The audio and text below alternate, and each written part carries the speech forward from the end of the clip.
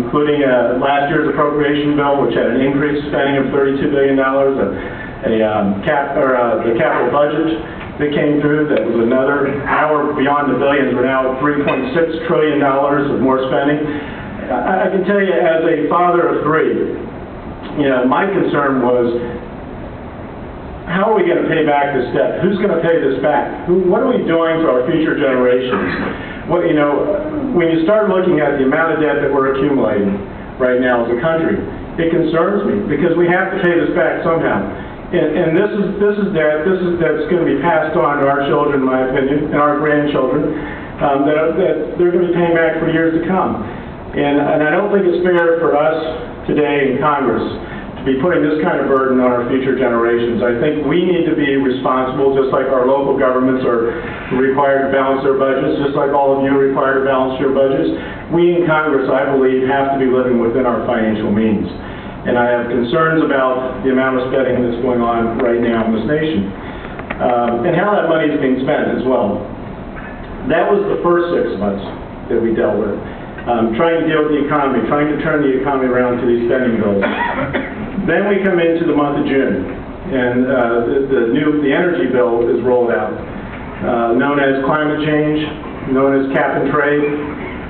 It's a bill that, as we looked at this bill, it became very apparent to me that this bill was not good for Ohio. And I would challenge any member of Congress who voted for the bill in Ohio to stand up here and debate the cap and trade bill. I feel that strongly about this bill not being good for our state and for our businesses in Ohio. We heard testimony from the manufacturing industry, for example. I know we got State Representative McGregor here, who's involved in that area, who testified that this would hurt American companies. To put these new regulations on our American companies, and having them try to compete against countries like China, India, Brazil, who would not be playing by the same rules, who would not have the same regulations on them, would put them at a disadvantage. And two things were going to happen. One is you would see jobs moving overseas to these other countries because it would be cheaper to do business in these other countries. They wouldn't be subject to the same regulations. And the other thing would be major job loss in the manufacturing industry in our country. Hundreds of thousands of jobs would be lost.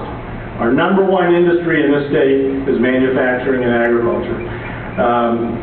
Those are the two top industries in the state. So we would be getting hit hard with job losses. By the way, the Farm Bureau also came out, opposed this bill, because they felt that it would hurt their farmers, hurt our family farmers in particular, throughout the country. And they came out and opposed this bill. So our two number one industries will be hit the hardest here in Ohio. The other side of it is the energy side of things. When you look at the climate change and the cap and trade bill, who's it targeted towards? And who does it hit the hardest? It hits states, Midwestern states like Ohio, that are heavily into manufacturing and rely on coal as energy. In Ohio, our number one source of energy, 90% of our energy comes from coal. And the oil industry and the coal industry was targeted in this bill to be hit the hardest. And I have actually two coal companies in my district, in Perry County. And I talked to those individuals about how this would impact their businesses and how it would impact the consumers in Ohio. And the response I got back was that if we survive this, and we're not sure we even want to stay in business with this bill coming at us, because we've been working towards clean coal. We thought we were working towards trying to clean our environment. And I want to make it very clear that I think all of us in this room we want clean air. We want a clean environment. We want to move towards renewable energy. But we have to do it in a responsible way. And what's happening on the coal side, although they're moving towards clean coal with new technology, this bill would hit them right away. And two things were going to happen, they told me. One is we'd see job losses in Ohio. The other would be an increase in the cost of energy. They weren't just going to absorb this. They were going to pass this on to the consumer. So the average household across the state of Ohio, including businesses, would see an increase in the cost of energy. We've got estimates anywhere from $1,000 to $3,000 a year, a substantial increase. And this is a time when unemployment was reaching the highest it's ever reached in recent history in Ohio. We were at approximately 11%, what we're at right now. When I started in January with this job, we were at 8%. We're now at 11%. And families are hurting right now. We're hearing from them in our district offices. We're hearing from them in Washington. And all of a sudden raise the cost of energy to what I believe is an energy tax is not the right way to go for the state of Ohio, in my opinion. Now, if you're living in some of these other states, maybe in the Pacific Northwest, where you're not so heavily reliant on coal, maybe hydropower, or in the Great Plains, where you have other sources of energy, or New Jersey, where you already have things, less reliance already on CO2, in California, those states may fare pretty well, but Midwestern states that are heavily into manufacturing, that rely on coal for energy, will be hit the hardest, and we're one of those states. And that's why I think we can do better. This bill was put through the Congress. It is in the Senate. The Senate has now put it on the back burner. They pushed it back. They said, this is not the bill that we're going to be passing out of the Senate.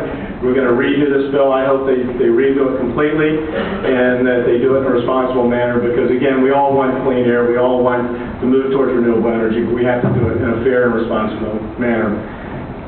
I came back over July 4th break, thinking that, well, I think I've represented my district well, with my votes, especially on cap and trade, because we started to see the intensity level in our office starting to increase from our constituency.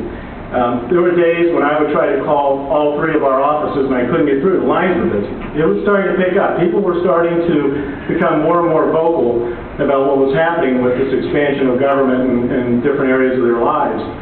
To give you an example, we came back on July 4th and was doing some of the parades and festivals and things.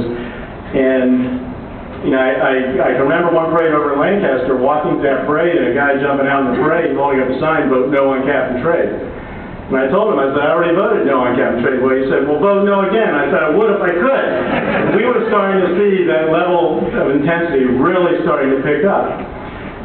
When we went back in the month of July, there was an effort by the Speaker and by the administration to move a health care reform plan before we broke for August.